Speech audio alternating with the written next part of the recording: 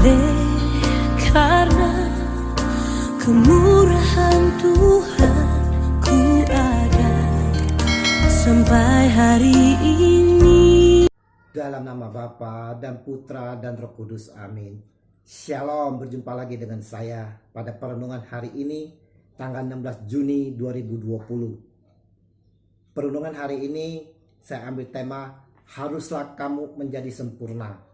Diambil dari Injil Matius 5 ayat 43 sampai dengan 48. Saudara-saudaraku yang terkasih, Injil hari ini yang kita baca dan renungkan merupakan inti dari pengajaran Yesus Tuhan kita, dan juga merupakan penggenapan dari hukum Taurat, yaitu hukum kasih.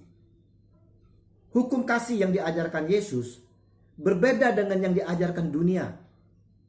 Kasih yang diajarkan dunia selalu ada embel-embel, kalau, tapi, asal, lain daripada kasih yang diajarkan oleh Yesus, di mana tidak ada embel-embel. Kasih Yesus tidak memandang apapun dan juga tidak melihat kepentingan apapun. Kasih yang diajarkan oleh Yesus tulus dari dalam hati. Janganlah kita mengikuti orang-orang Yahudi yang mengatakan, kasihilah sesamamu dan bencilah musuhmu. Ini merupakan tafsiran orang Yahudi atas kitab Imamat 19 ayat 18. Bunyinya, janganlah engkau menuntut balas dan janganlah menaruh dendam terhadap orang-orang sebangsamu, melainkan kasihilah sesamamu manusia seperti dirimu sendiri. Akulah Tuhan. Imamat 19:18. Saudara-saudaraku yang terkasih, kasihilah sesamamu di sini ditafsirkan oleh orang-orang Yahudi sebagai kasihilah orang-orang sebangsamu. Dan lebih lanjut mereka menilai sesama itu adalah mereka yang sepaham atau keturunan atau suku. Inilah yang sering kita lihat di dalam kehidupan kita sehari-hari. Sehingga terjadi pengkotak-kotakan. Sedangkan orang Yahudi menganggap bahwa ini adalah perintah untuk mengasihi orang Israel saja. Bangsa lain adalah bangsa kafir.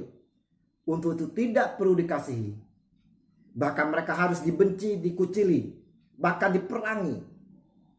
Israel tidak boleh bersekutu dengan bangsa lain.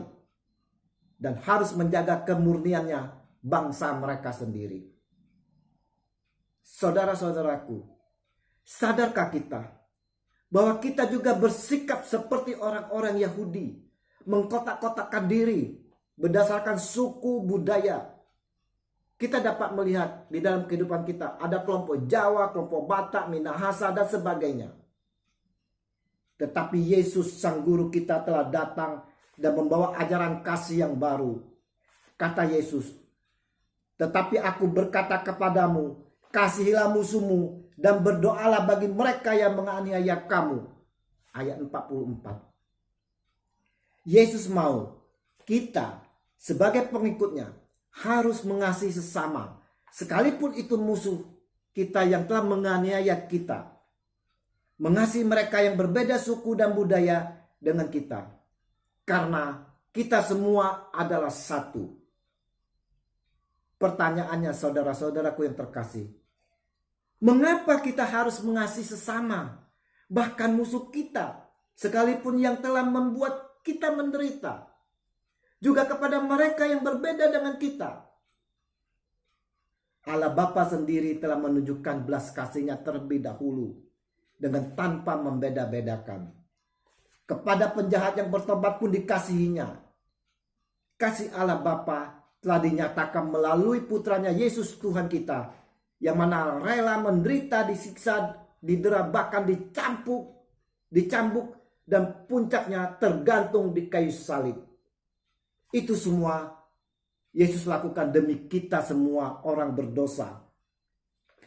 Saudara-saudaraku, setiap cambukan yang dialami oleh Yesus itu adalah dosa-dosa kita, sakit penyakit kita, masalah hidup kita.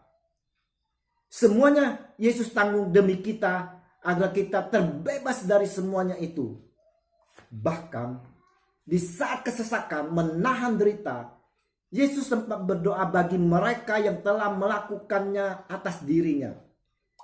Yesus berdoa memohon agar mereka diampuni dosanya karena mereka tak tahu apa yang dilakukannya. Yesus sendiri telah melakukannya tindakan kasih sebagai contoh konkret bagi kita. Nah, sekarang saudara-saudaraku, bagaimana dengan diri kita yang mengakui percaya padanya, yang mengikuti dia menjadi murid-muridnya? Adakah kita mengasihi dan mendoakan mereka yang telah menyakiti kita? Adakah kita memohon kepada Allah Bapa agar mereka yang menyakiti kita juga diampuni? Kitab Imamat 19 ayat 18 justru diberikan agar Israel mengasihi musuh-musuhnya, juga menerima mereka semua yang di luar dari mereka sebagai saudara, sebagai sesama, bukan lagi kafir.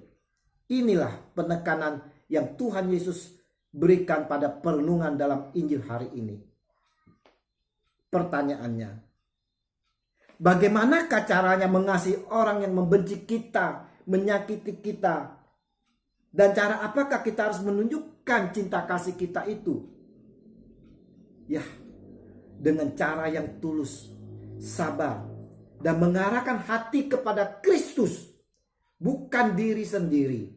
Meneladani Kristus yang berkorban bagi para musuh-musuhnya, bagi para penjahat, bagi kita semua orang-orang berdosa. Mungkin kita akan berkata, saya adalah manusia biasa. Mustahil bagi saya untuk bisa mengasihi musuh saya, apalagi dia yang menyakiti saya.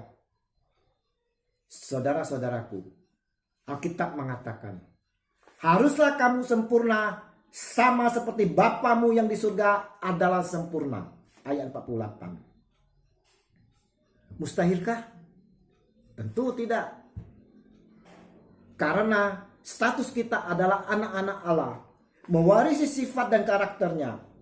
Dikatakan, barang siapa tidak mengasihi, ia tidak mengenal Allah, sebab Allah adalah kasih. 1 Yohanes 4 ayat 8. Pastilah Allah tidak pernah memberi perintah yang mustahil untuk kita lakukan.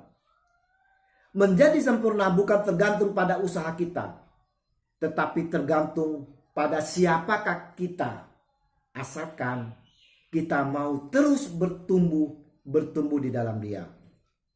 Mengasihi musuh adalah bentuk dari penyangkalan diri. Ini adalah salah satu ujian untuk membuktikan status kita sebagai anak Allah. Dengan demikianlah kamu menjadi anak-anak Bapamu yang di surga. Ayat 45.